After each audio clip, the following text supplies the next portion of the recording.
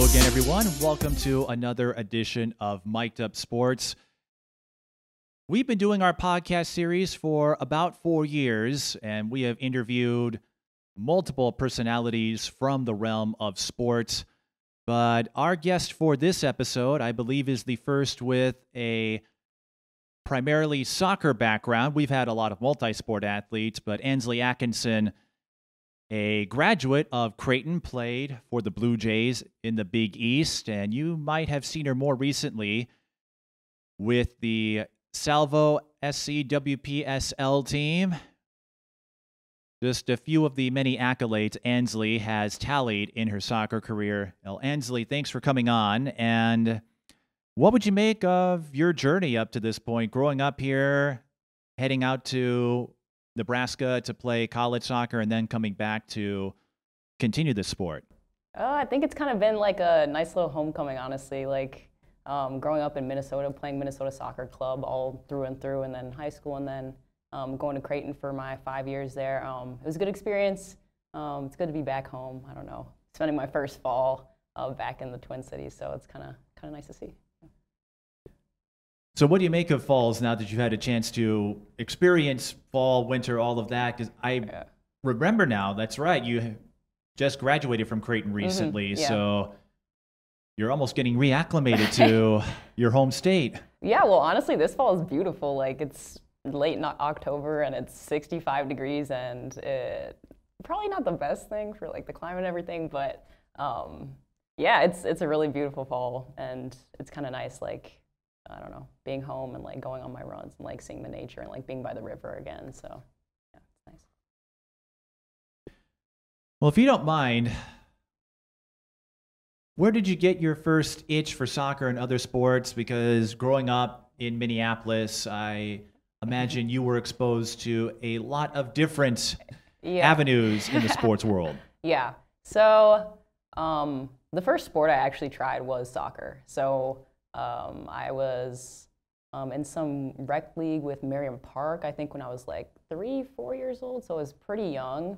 And then I moved schools in first grade, and my mom wanted me to make friends and everything, so she signed me up with Minneapolis United, the rec team. So you know how they have all the countries, like there was like Argentina and like all those countries in that big rec league at Pearl Park. And I was on Egypt, and so that's kind of like, it was like with the through Minneapolis United, but it was kind of like the first time I was in like an organized soccer thing, and a lot of my like teammates throughout my like years in club actually were in that same league. And so I went to Burroughs Elementary, and so like it was in South Minneapolis, and so she wanted me to make friends that way, and so yeah, that's kind of how I got into it. Played basketball a lot, mostly on the side. Did that in middle school, but kind of stopped there and focused more on soccer. Soccer is like always the main sport, so yeah. So you missed me by that much with my basketball background. That's where I got my start. Or maybe you saw my games and were going, I better steer clear of this guy. No. So I'm curious, with these rec leagues, how did you get assigned to Egypt? Was it just, is it an arbitrary assignment? How does that work? Because I've covered USA Cup, where you do actually get to see athletes from multiple continents, multiple countries descend into one space. But I'm going, wait a second, at this rec league, is there an Egyptian group that I'm not familiar with, or was it just one of those? It was just like the names of the teams. So like, I don't know, it was just how to organize them, and then we all had like these fun like little flashy jerseys, and yeah, I'd kind of like now, like I'm like, oh, it's kind of like World Cup, like we were all like on a team and just like kind of went at it like with these little pug goals and stuff. So like, I don't know, it wasn't like we were actually on Egypt. There was just a way of sorting the teams and stuff, but yeah, it was fun. I was going to say, if that were the case, I clearly need to do some more homework. I'm guessing you did take part in your share of USA Cups, though? Yeah, we played in a couple of them. I think there was always super hot, really, like, at the end of the summer, like... Mid-July, it's hottest, and especially on turf fields. Yeah. I don't know where you play. Yeah. Well, the assignments, they just fit them in where they can. I've covered it for a couple of years, and when you have over 10,000 athletes Right. in one space, you don't really get to pick where you're at. But Right. I jumped on you though. Continue. You're talking about how hot it was, and what was that like being in USA Cup? Because I know a lot of folks enjoy it. It's considered one of the prestigious events in the club circuit. Right. It was really fun. We went one year to like the pre, you know how all the teams like kind of walk and the opening ceremonies. Yeah, the opening ceremonies. We went in that, and that was cool to just see like everyone from like different countries and stuff, and like take pictures, and everyone was like, oh my gosh, like I don't know, like here's the jersey, like stuff like that. I think the most interesting team we played was Japan. We played a Japanese team, and they beat us. Yeah, they were really good. They were really technical. Our coach was like, they'll be quicker than you, but you'll be faster than them. But we were kind of on our last legs that game, and so super hot game. It was a great experience to play them. And so they were quicker and faster? I mean, I guess. I'm kidding. Even though it gets really hot at times, there have been a couple of days where I would see yellow or red flags, and you can understand why that is. I think this past year they had red flag conditions because of how smoky it was.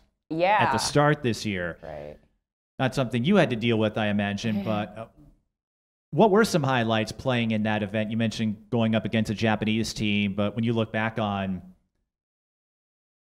your participation, how do you think that played into the soccer career that you embarked on? Yeah. I think when we were younger, our team was always naturally like small, and we always played up and like did stuff like that. And so I remember the first year we played up a year, and the finals was like a Colorado team, like super good, bigger than us, obviously. And so just like getting humbled and being like trying to like be the underdogs and like fighting and keep on being scrappy and stuff. Just learning that, and like to kind of have that grit and drive, and to like beat someone bigger than you and who's like expected to win. That's kind of like how our younger years were formed, and then we started winning, and like it was like expected, like, oh, you're one of the best teams in the state, like you should keep on winning and stuff. And so I think that's kind of like how USA like kind of formed that drive to like get from the underdog to become like one of the top club teams in Minnesota. So. And as you were making your way through the youth circuit, club circuit, who were your role models in the sport? And this could be anybody. It could be college, pro, family. I don't put any limits on it. But the people you idolized or inspired you, who would you say were those role models in the sport of soccer? Yeah, absolutely. So my coach, Greg Wheaton, he coached me like, it's crazy now, probably since I was 8 years old. So like 15 years old. He's the WPSL coach too. He usually jumps into practices. He's so annoying to play against in the best way, because he just brings this energy, and he's like talking, and he's like controlling the game. And it's something that I've always wanted to do. And yeah, so he's one of my role models. Great coach, great person, and I'm very thankful to have him as like one of my close coaches and stuff. Aside from that, professionally, I always used to watch Ronaldinho videos. So he, in his prime, like he was like my favorite, and just like, I don't know, watching him humiliate players and just like, I don't know, do his thing. That was kind of how I like practiced in my backyard and stuff. I was just like trying things out and, I don't know, getting touches. So those two are like probably my biggest role models for soccer. So. Are you suggesting that one of your ambitions is to be as annoying as possible in the sport of soccer? I mean, the way he does it, it's so, like, he's so good. He's so technical. He's so deceiving with his passes and everything, where it's just like, it's annoying to play against. And that's like the biggest compliment in soccer, to hate playing against someone, because they're just that good and they're like competitive, and it's like that whole edge. And so, yeah, it kind of like trains me and gets everyone going in the practices to like, oh, like, let's go, like, let's try and beat him. So. And I know you and I have the understanding of soccer vocabulary, but for those who may not be familiar, when you talk about technicality, or when someone is technical, what is that referencing exactly? So it's like honestly about like the first touch and your touches on the ball. People think soccer is just kicking and running, but it's like manipulating the ball how you want it to, passing, different like forms of passing, like putting spin on it, just dead pass, like things like that, where it's just, there's a lot of things that go into it that people might not understand, but yeah, that's kind of what like technicality is. And how you described it makes sense to me because, right, when you're watching, it looks like, oh, you're just running and kicking the ball around, but it's where you get the passes in. Can you get what I call a good ball or a clean ball on those deep crosses? Or I'll see one-timers set up, and I'll talk about how precision timing is really key for those. You want to get the pass in, and the player's got to be ready for it. And how many times I've seen shots just miss the mark. And I've said, no, it really is tougher than it looks because you've got to gather, and there's a lot that goes in there. And it doesn't take much to differentiate a good ball from maybe one that goes off target. Yeah, true. Yeah. And you're probably thinking to yourself, well, of course, it's like, I've been there more than once. Yeah. So when did you get the sense that this sport could take you places? Because I know you were able to get a D1 opportunity at Creighton, but as you were making your way through, when did it start to sink in that, hey, I might be able to make something out of this? Yeah, it was all kind of fun and games for me through middle school, but college soccer recruiting for women's is super early. Like, I wish they changed this because it's like we don't really know what we're like doing, where we want to go. Like college, like what? Like when do they start? So, I basically freshman year, high school freshman year, late middle school for like the really high up like D1 processes. For like D3 and D2, a little lower levels, it's like further into the.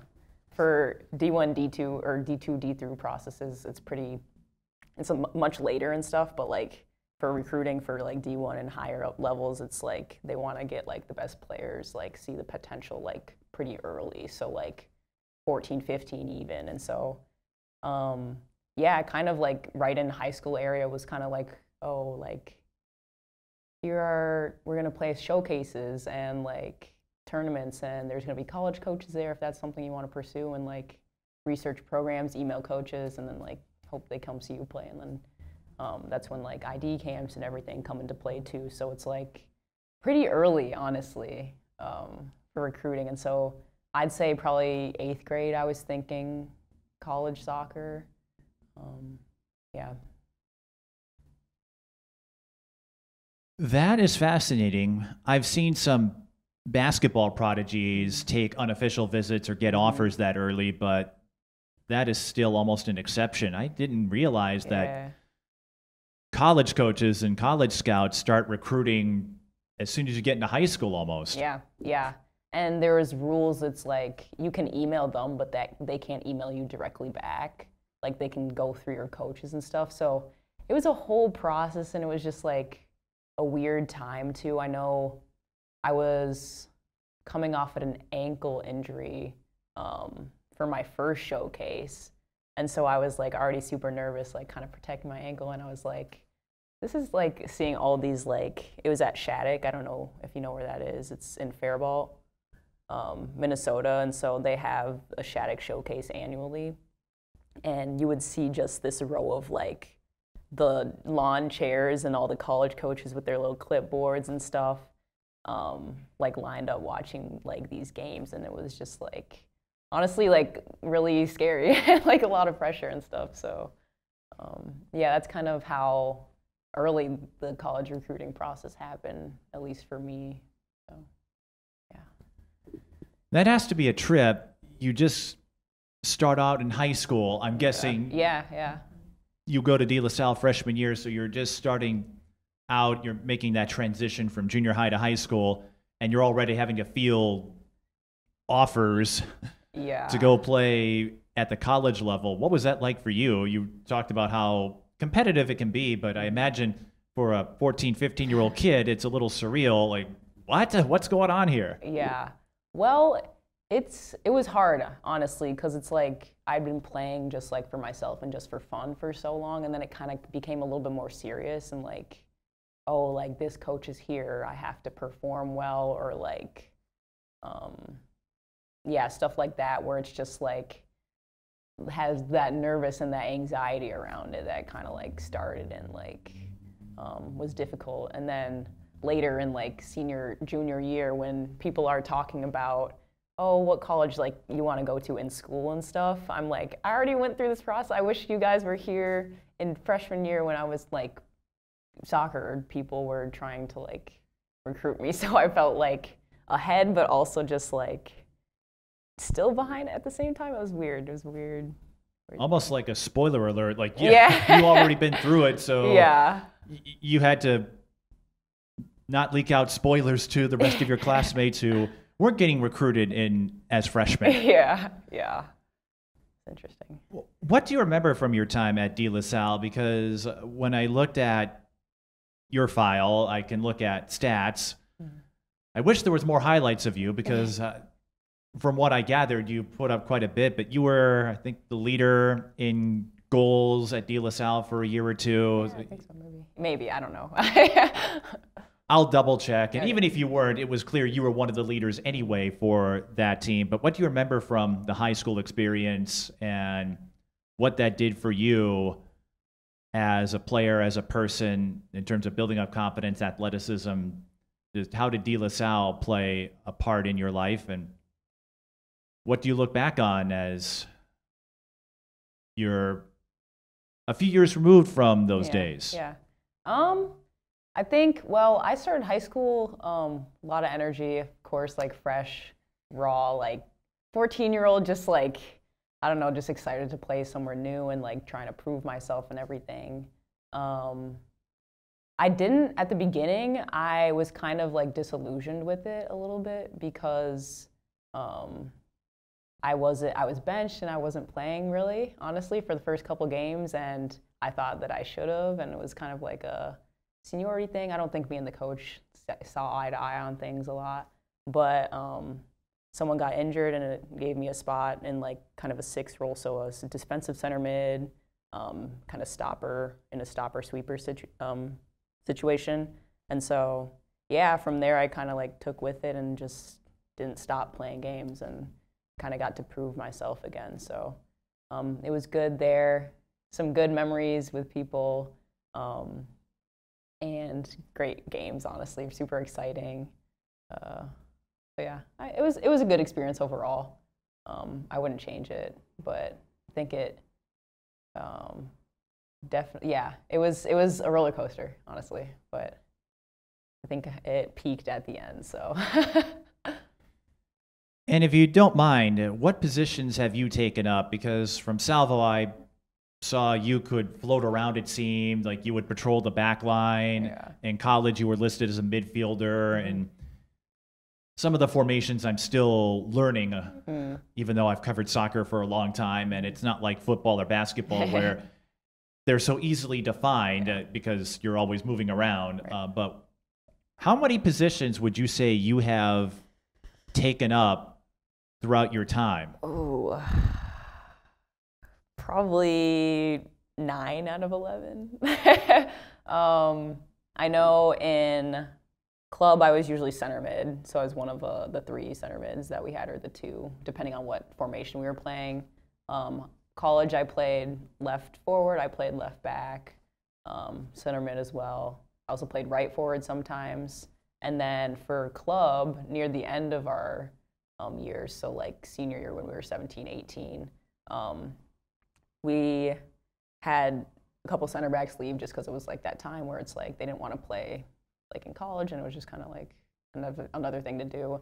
So I would switch between center back and forward, and like, yeah, in like the same game too, I would switch center back forward, center forward. And then my first year at Salvo, I played center forward and played center back and outside back again for Salvo this last year. So yeah, basically everything but goalie.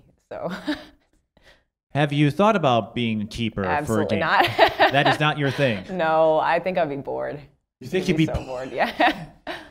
I've always wondered especially in games where you win in runaways, which happens quite a bit at the high school level. I think once you get up to the D1 ranks in particular, you might have some of those games still, but the competition's a lot better. So not as likely to have those 4-0, 5-0 games. But I've often wondered what it's like, what goes through the keeper's minds when you're in a runaway game. Well, Salvo had a lot of them this past season. And I'm going, that keeper, is she bored or is she like thrilled or relieved that she gets an easy night tonight or something like that? Right. I'd be calling for the ball. That's all I know. Like, I'd be like, every time it comes to the center back, I'd be, give her the ball, please, pass. So every time they would go for a reset, you'd be like, hey, give me. Yeah. So you could at least touch it. Touch it, right. And feel like you're doing something. Yeah.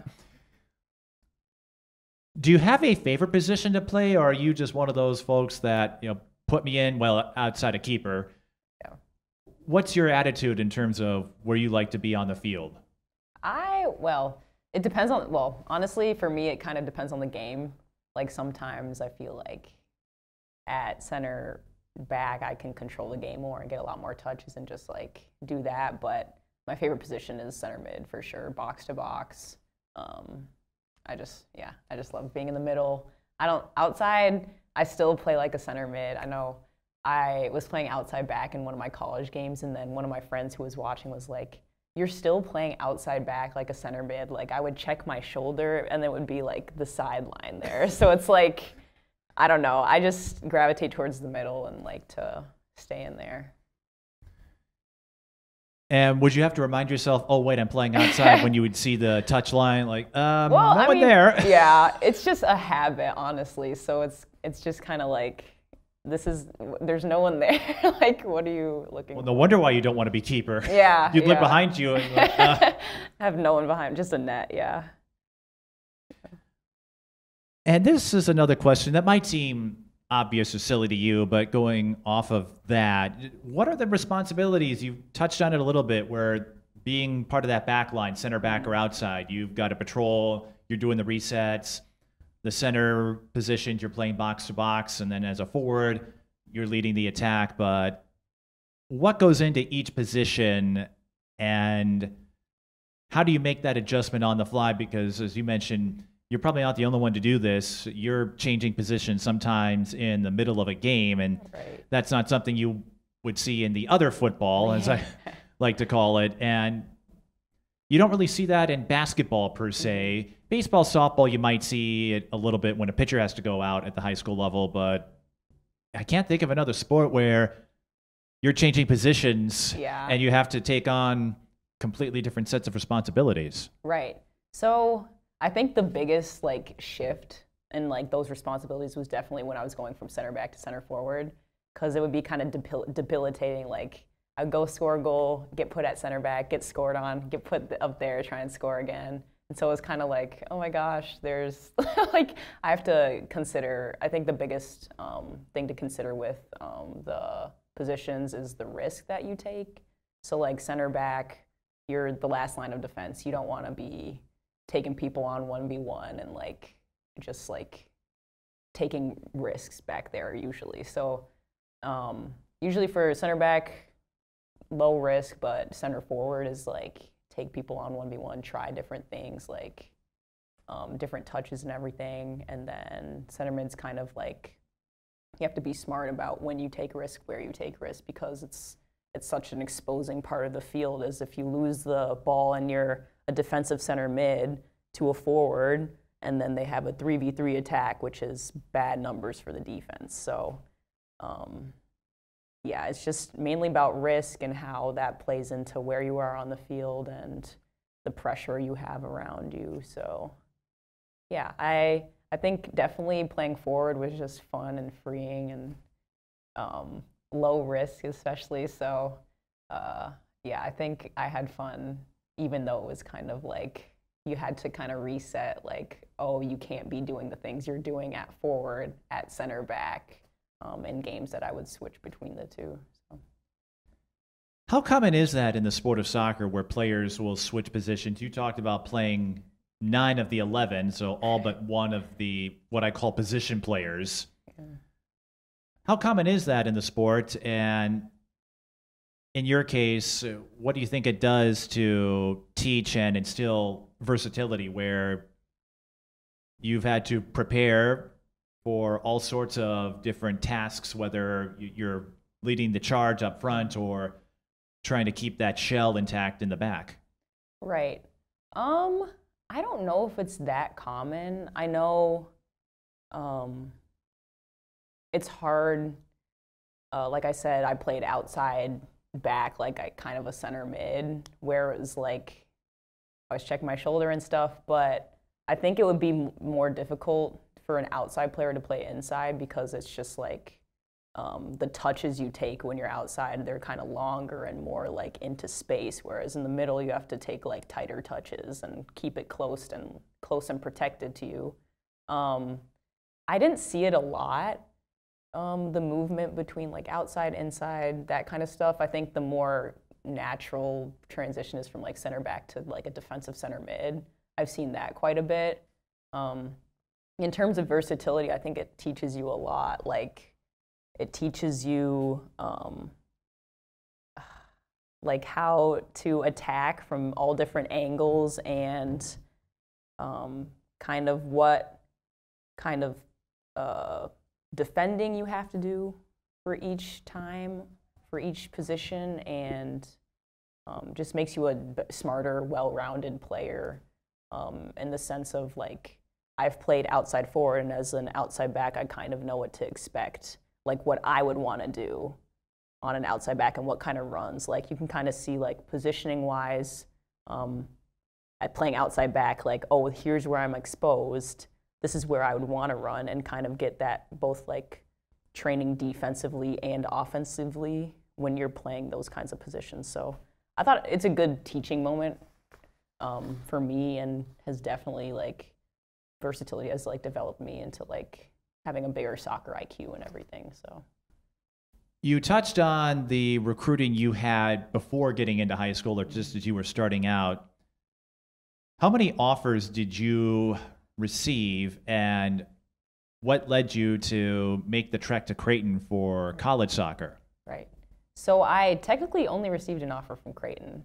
There was a lot of interest. Otherwise, I was talking to Iowa. I was talking with Northwestern as well. But yeah, I received the offer from Creighton, and I thought it was a good fit and everything. I liked the coach, and so yeah, I decided to go to Omaha. So.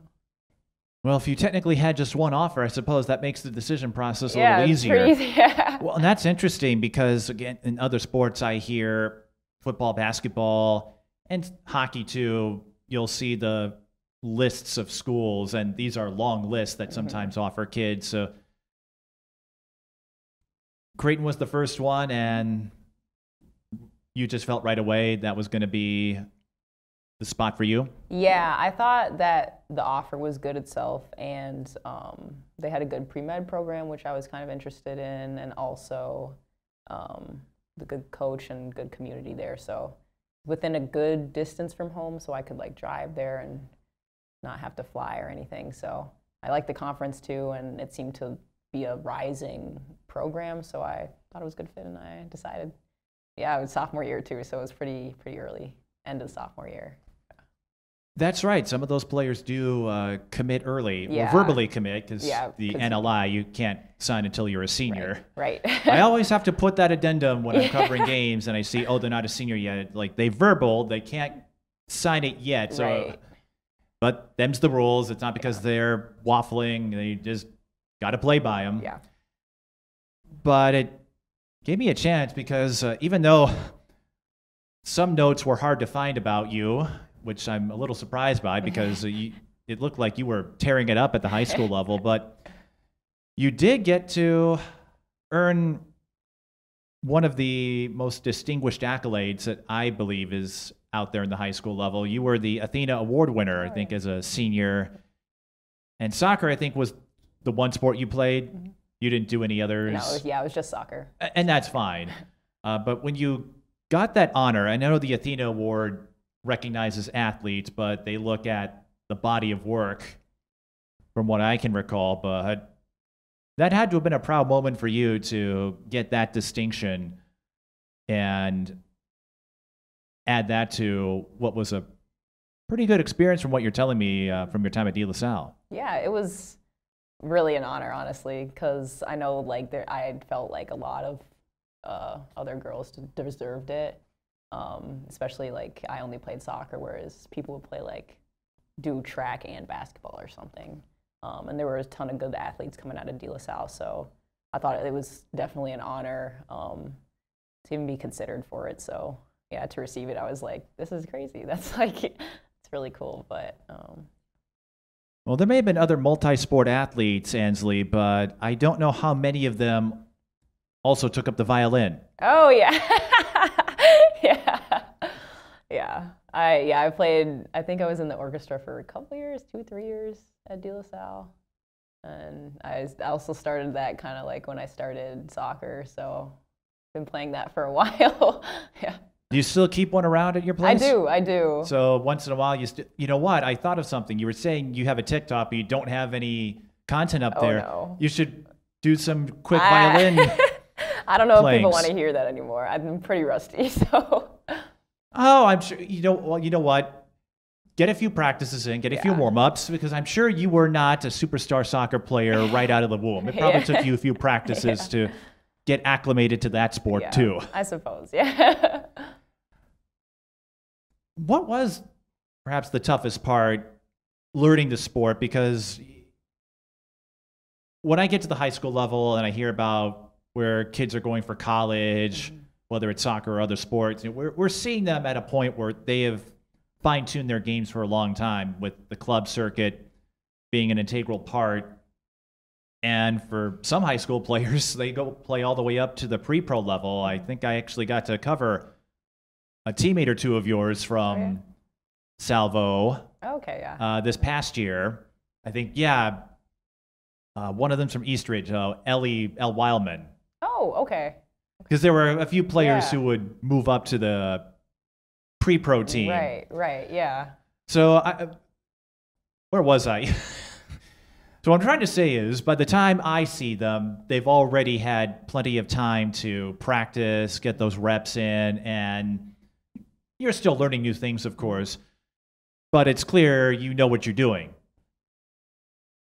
What would you say was the toughest part learning the sport growing up, and maybe were there some obstacles and moments where you're like, what did I get myself into? That's a good question. I think it wasn't necessarily hard to learn all the technical parts of it and the physical parts. I think the hardest part about soccer is the mental aspect, because you can be the best technical player ever, but you could have terrible confidence and not have that presence on the field.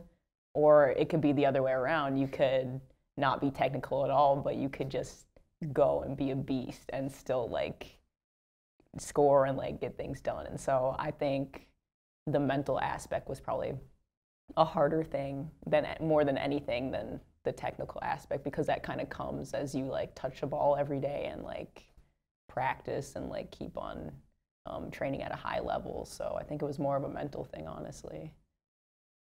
It's one of those sports, I feel, soccer, where there's a lot of patience involved, where it might test you mentally, because I was saying you could have a fantastic game and it wouldn't show up on the stat sheet because maybe you didn't make the goal that won the game for you, or you didn't get the assist, something like that. So it's one of those sports where you can have an active role and it doesn't look like you did anything. Right.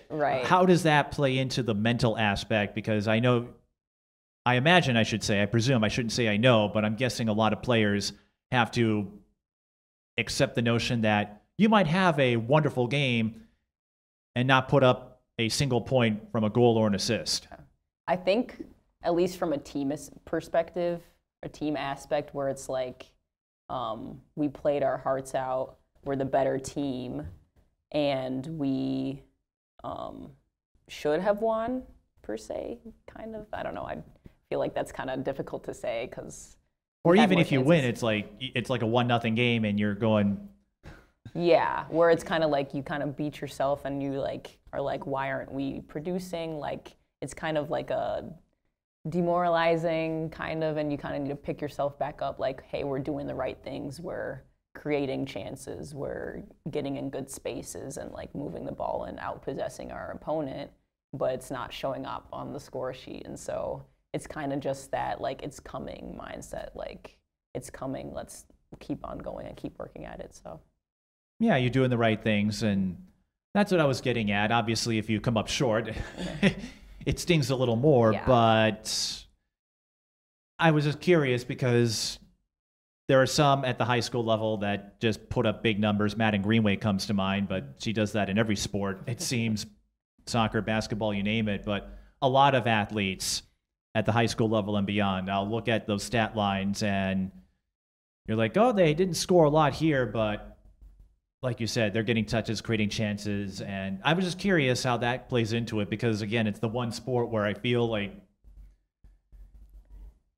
it comes into play more often than the others. Yeah, like stats for soccer are a little less, like, I mean, for me as like a midfielder or even like as a center back, it's like you don't care about them as much. You still care, but it's like you can tell when you're having a good game and you're contributing to your team versus like when you're not. And so I think like even in a game where I'm not like scoring or getting assists, like I still feel like I'm contributing to like set up key plays and like keep my team in a good shape. Like I still feel like that's still worthy of having that good game. And so yeah, stats aren't like as big, especially because there's only a few goals a game, right? Like it's not like we're 100 to like 80 points. So yeah, unless you are part of those Salvo runaways. I think there was what, a 9 or a 10 nothing something game, like that. which seemed to be the norm, at least with the home games. Well, the first one was even, and it's like, well, that was a fun one. And then the others are like, well, this looks like they've got it wrapped up. But so going back to Creighton, we were just talking of stats, and you had been a key contributor for those first several years. Of course, when you went to Creighton, it came in the middle of the COVID season, I think you ended up having to play that spring. Yeah, we were in masks too. Like it was kind of interesting, but honestly, the masks like probably made me in the best shape I've ever been in because like you can't breathe when you're training in them and stuff, and then you take them off and it's like, oh my gosh, I can breathe and run like at the same time. But yeah, we played a spring season and then we came back for the next fall season. So it was kind of like back to back, which was interesting. We hadn't had that before, so. Almost like your club season, your college season was your club season that 1 year. Yeah. And I think, was it that year or the following year? I think it was your senior year. I know you came back for a fifth year where you were leading the NCAA in assists. And I saw your pass numbers, and it wasn't like this came out of the blue where all of a sudden you learned how to pass the ball. But what do you recall from that year, from leading up to it? You were making your way through the ranks again. I think you probably have a little more confidence about yourself going in, and then here you are leading the nation in assists. You're getting some publicity for it, and then in the middle of it, you go down with an ACL tear, and that put an end to that race for, I don't know if there's any award associated with it, but it put an end to that race for first. Yeah. Yeah, at the beginning of the season, it was great. I felt good. I was, leading the nation in assists, obviously. I think I took a lot of the set pieces too. So like we were scoring off of corners and we were scoring off of set pieces. And so I think there was one game we won like 3-1, and I got all 3 of assists, and that kind of like put me over that edge. And that's when it was like, oh, like I have like a handful of assists now. Yeah, and then I got a couple more. South Dakota State, I think that was like the last game before I tore my ACL. And so, yeah, I was having a great season, and I was kind of like looking to what's next and everything, but some things don't work out that way, and it was unfortunate that it happened, but yeah, it did, so. There's the mental and physical aspect of it. it's something I hear of a lot with the sports that I cover. But for you, what was that journey like, having to make this massive course correction when, I don't want to say you were riding high, but it looked like you were going to be up there, or at least in consideration, I imagine, for some postseason awards, all of that. What was that process like, working your way back? Yeah, it was hard. It was hard. It's actually probably one of the hardest things I've ever done. It didn't start off great because I had other issues with my knee, so I had to wait for surgery. I had to like let some ligaments heal and then get surgery. I was super weak from it. I was down. I was like, I just want to walk again. Like, it was kind of like those steps of like, oh, I want to be able to bend my knee, or like, I just want to walk again. And it's like, oh, I just want to run again. And then it's like, you keep on asking for more once you like keep on progressing through that ACL rehab. But yeah, it was hard physically. It was really hard mentally. Even like getting back into playing and stuff, it's like, you're still kind of protecting it. It's like, this is what hurt me in the first place. Like, why am I doing this again? But yeah, it was definitely tough.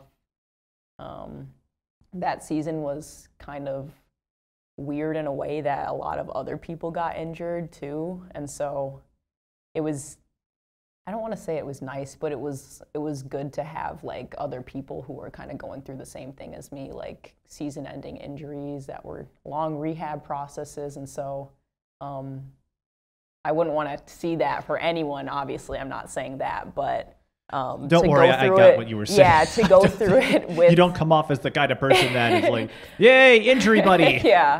Yeah, but to go through it with like someone else who is also dealing with the same like emotions and the same like pain and like stuff like that was helpful to have that kind of support and stuff. So yeah, it was definitely difficult. I actually split my rehab between home, like in Minneapolis, and Creighton. And so I know the lady I go to rehab with was like, oh, it's kind of like a double-blind like experiment, because we don't know what you've done, and then you come back in 3 months and like they don't know what you've done, and so it's kind of like interesting that way. But yeah, it was definitely difficult. When were you cleared to return? I know you played, I think, in 5 games in that 5th year. When were you cleared to return, and what was the mental expedition like, getting yourself back in there? You mentioned wanting to protect the knee, but I imagine there's all sorts of emotions swirling when the sport that you couldn't play, the thing that took away from one of your biggest joys, this injury, you got through it and you were ready to return. Yeah.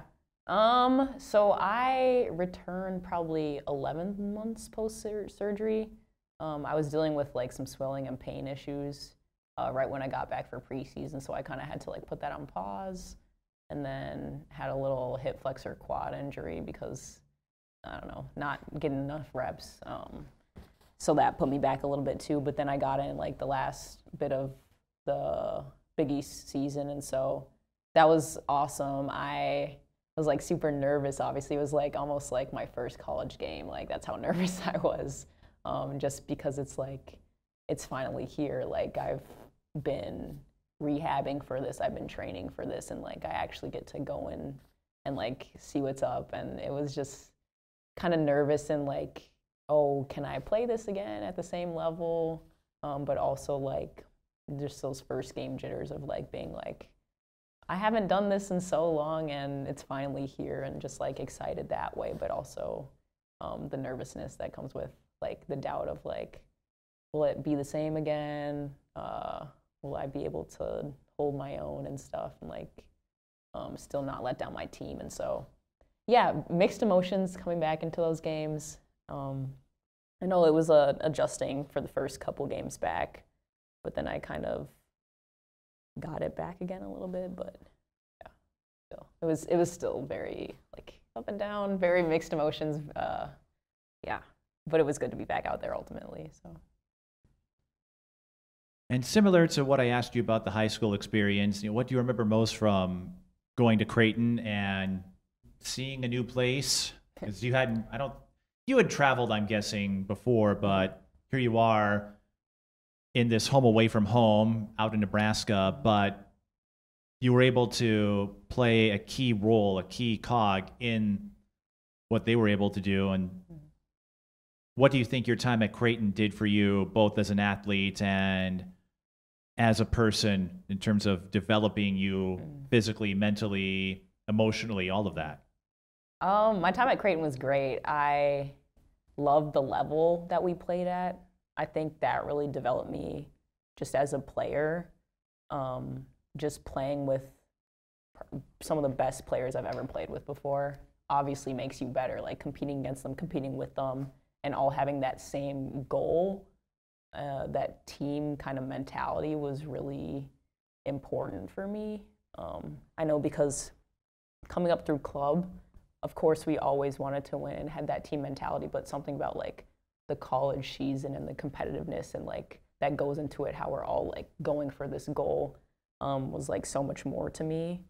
Also the relationships I had, I met some of my best friends there. So yeah, it was something I wouldn't trade for the world. It really helped me develop as a player, but also as a person, and just teach me lessons through rehab and like what matters and all that kind of stuff. So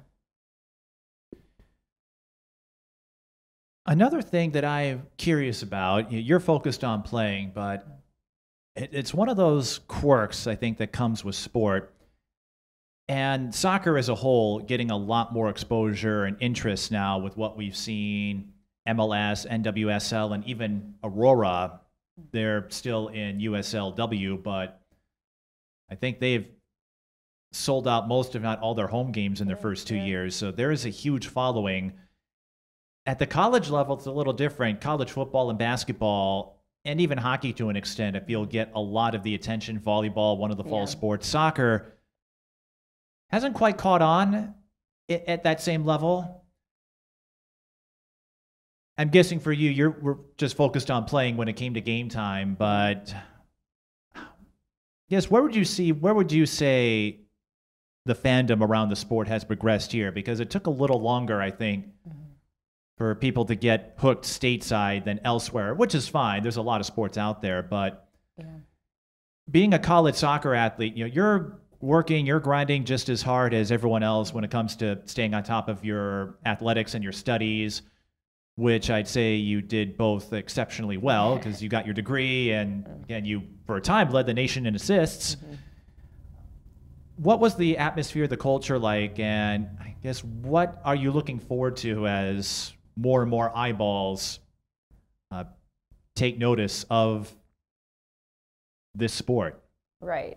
I think obviously the women's national team has a big role in that. They were like my heroes growing up. Like I remember watching like the World Cup game versus Japan. I think the one that they lost actually like in theaters. 2011. Yeah. So that was the same one where Wambach had that crazy header. In the quarterfinal. Right. Yeah. So I remember watching like those finals in there, and just I feel like women's soccer as a sport is growing. Like people are like more inclined to watch that, especially as you're saying the Aurora game selling out and stuff. So there's a bigger following for that. At Creighton, the men's program has always been really big. So there's a lot of fans that go to those games. And so like I think that as we get better and play better and have good players that people want to see, that hopefully we can like steal some of their fans a little bit. But yeah, I definitely think it's going to be growing, especially as like more eyes, as you say, have gone on women's soccer and soccer in general in the United States. So I'm hopeful that we'll get more fans and more support there. So. And what I've found most enlightening in the years I've covered the sport, the number of clubs that are around, and even in USA Cup, I would see Maplebrook or Salvo, Manitou, and I'm like, wait a minute, they all have WPSL teams, and Aurora technically falls in that same category, but I'm guessing the level of competition may be a bit higher in USLW. But what led you to take up that route? Because a lot of the club teams that I see in those leagues usually are current college athletes that are looking to stay loose, stay sharp for the college season.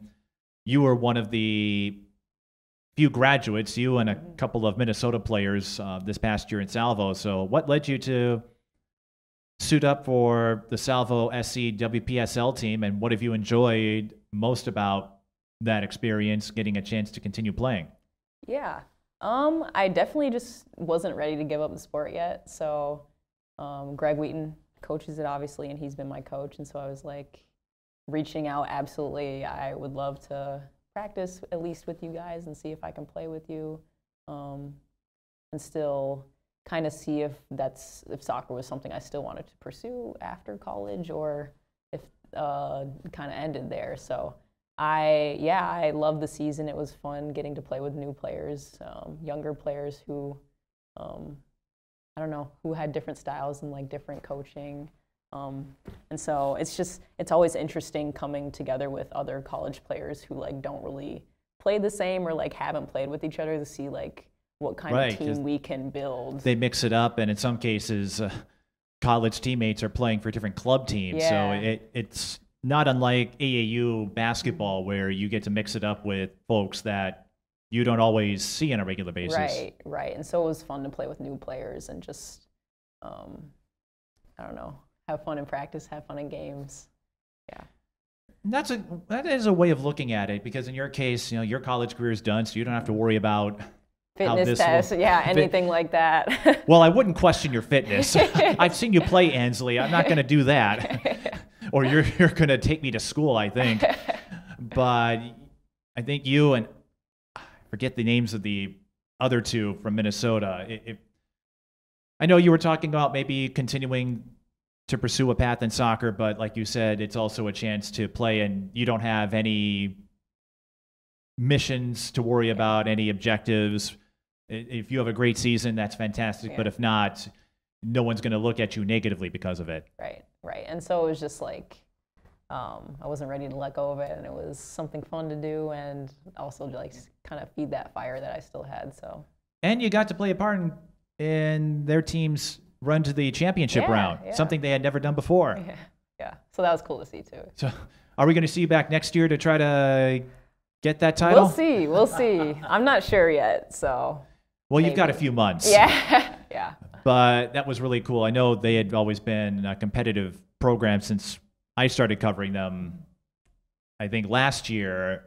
But to see them go all the way into the championship and give it the best shot against Charlotte, like that was a game where it could have gone either way. Yeah. So whatever they're doing, they've got some talent over there. Yeah, definitely.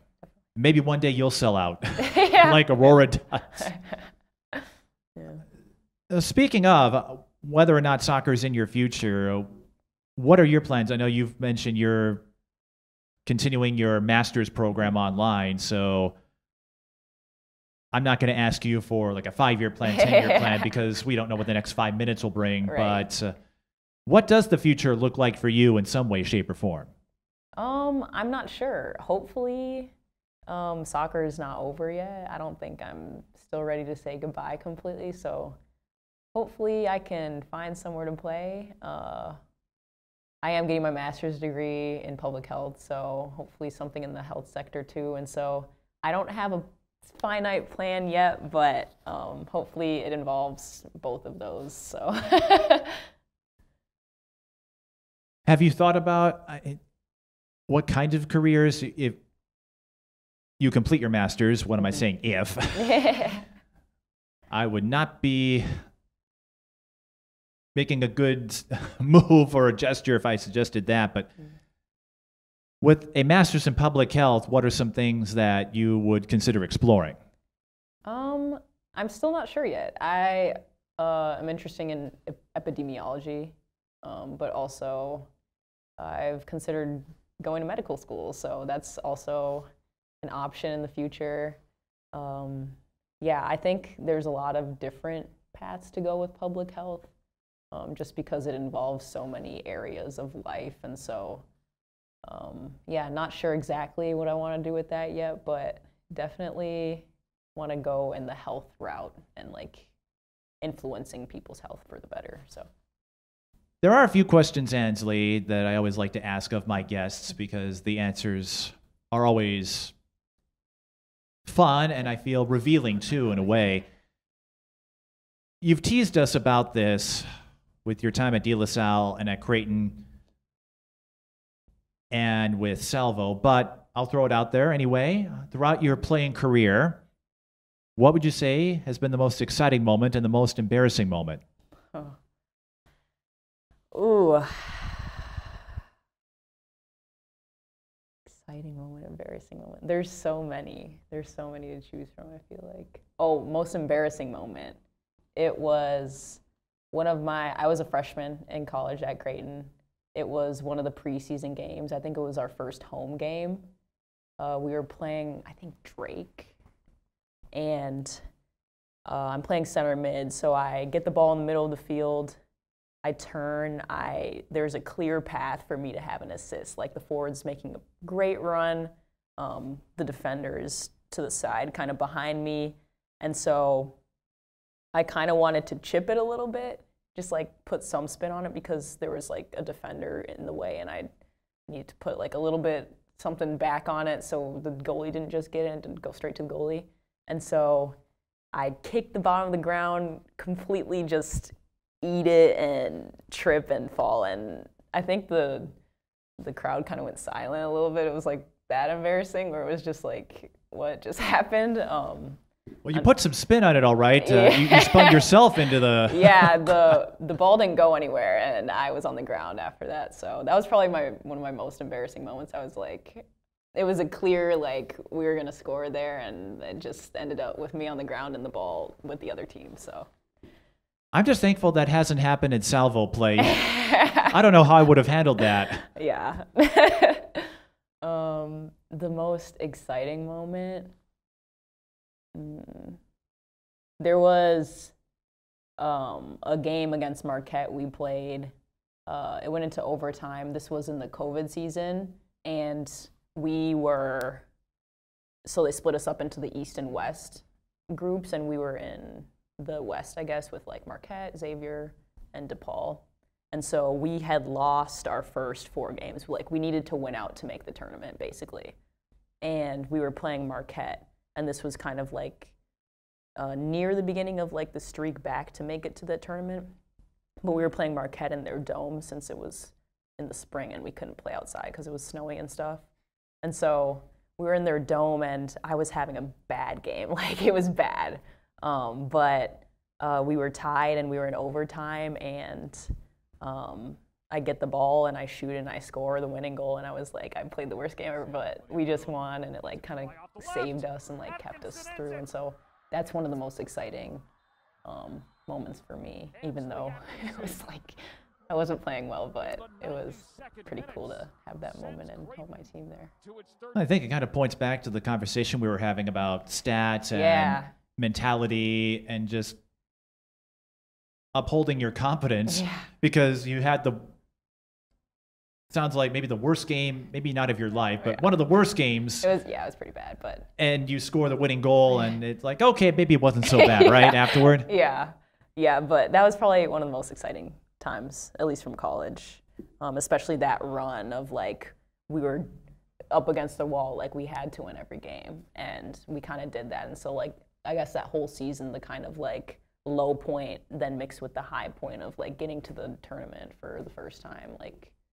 And do you mean NCAA tournament? No, the Big East tournament. Big East tournament, okay. Yeah, didn't mean that, You didn't make it? Oh, that's okay. Yeah. I'd still be working on kicking the ball, so when you talk about getting a face full of turf and eating it, it's like, I would be lucky if I could hit the... Someone once joked about signing me up for a kickball team, and I'm going, you'd have to show me some kicking mechanics because I can't do that yet. Yeah. But I haven't needed to. Maybe, you know what, if you come back for Salvo, maybe that would be a fun little, we'll flip the script and have you or some players interview us, and then maybe you give us some instruction. I did that once for volleyball, and it's not that I need to do it to prove how athletic or how much you put into this sport, but it's a reminder that, hey, and I've said this a lot too, it's harder than it looks. So I hear parents yell, shoot it, and I'm going, well, there's no shooting space. Like, do you see the defender right in front? You can't just lob it over them like that. Yeah. Like shooting space is a big thing. So I am no soccer expert yet, but you do pick up on little things like that. So, like, do you have the shooting space? And yeah, it's a fun sport when a lot of things are happening. That would, but I think that would go up there. So yeah, absolutely. And a reminder that you can have the worst game of the world and still salvage score. yourself. Yeah. So another point, I guess maybe we revealed this early, but what would you say is the most unusual thing about yourself that people wouldn't know if they met you for the first time? Oh, well. We're thinking violin, aren't we? Yeah. I definitely playing the violin. I played it for probably 12 years or so. So I'm like classically trained in the violin. People wouldn't assume that, I don't think. I had no idea until I saw your profile on the Creighton site, but I never thought to ask either. Yeah. It's not really a question I throw out there to start conversations. Have you ever played the violin before? Yeah. It's a little specific, but right. What was that like?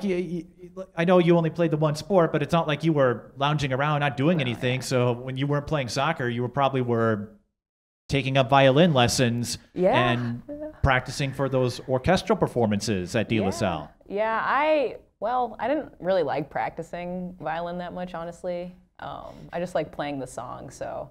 Well, you can't really score with a violin. Yeah. Maybe if you could. Yeah, I kind of stopped in high school too, so it was like kind of an afterthought, but I still play it every now and then. I can see it now. Next year in a Salvo game, you'll be playing the Star Spangled Banner on violin. Now that we've put this out there, all your teammates will be like, hey, show us that violin. I know, yeah. I've been asked before by my Creighton teammates because I used to play it like every couple weekends at school too. But I would go to a private room so no one can hear me. I didn't want anyone to hear that. So. Oh, I think they would have found it exquisite. Yeah. You were trained for 12 years. It's not like you were just some random newbie coming into it. I guess. I still think that could be a second hobby of yours. Just throw out some violin playings on TikTok and. But I say that jokingly, but it's a reminder that, hey, you're more than your stat line and your records. Yeah. There's a whole lot more to this than how many titles you win. Mm-hmm. So, Ansley, with everything you've experienced in the sport of soccer, making your way through the youth level, the high school level, getting a chance to play at D1, the highs of being the country's leader in assists, and then the trials of working your way back, reaching that goal again, reaching the pitch one more time. You've experienced a lot at a pretty early phase in your life, so what would you tell a younger version of yourself? Oh,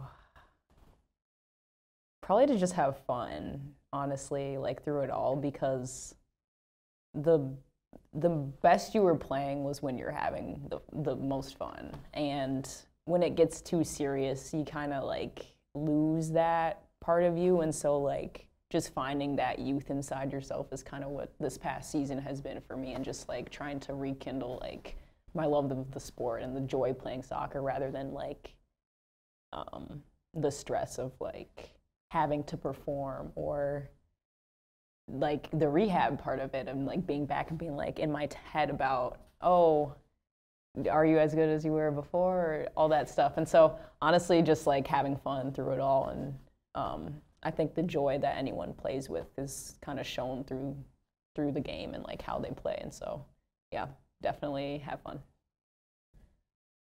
Have fun, and in your case, don't be afraid to try out that violin. How did that come about? 12 years, that's a long time. I know. Well, my mom put me in it, and I was pretty good at it, and I don't know, I just kind of stuck with it. I didn't really like practicing all the time, but it was a good thing to do, so kept it. Hey, you know what? That's a perfectly fine story. It is, again, not something I see often. I know some folks have taken up musical instruments occasionally, but I don't know too many violin players in my time covering sports. And is there anything else you'd like to add about your story, your journey, and your hopes, dreams, all of that. Anything that you'd like to touch on, Ansley? Oh, I don't think so. I think we covered like a pretty like comprehensive like profile of like kind of how my journey's been through like Minnesota club and like beyond. So we've covered that, and I think we might have put you into some boxes here in a tight spot with all this information that has come out. So if you come back, I almost dread now thinking what your Salvo teammates, how they might try to persuade you to show off that violin. Yeah, no, that's not coming that far out of retirement. I think it's gonna stay private for now. So who knows if Ansley will bust out that violin again, but hopefully we'll see you out on the pitch in some capacity for Salvo or another team. Who knows? Maybe you take up coaching at the high school ranks. I feel like you've got a long future ahead in this sport because it's clear your passion, your dedication to it has not wavered even after your college days. So I look forward to seeing whatever role you play in soccer and beyond, Ansley. Thanks. Yeah, thanks for having me, of course. So it's been great. Ansley Atkinson, a graduate of DeLaSalle Creighton, working on her master's in public health, and perhaps we'll see her for Salvo SC next spring. We'll have to wait a little while before we get the rosters. So you've got a little time before people start calling you up and say, hey, can you come play for us again? Yeah, I do. But whatever happens, I'm sure we'll be hearing a lot about Ansley in the years to come. And if you have a story you would like others to hear about, we're happy to have you as well. Just contact us at the Mike Beaton on social media, because if you've got a story, we're always glad to share it. So until next time, thanks for watching.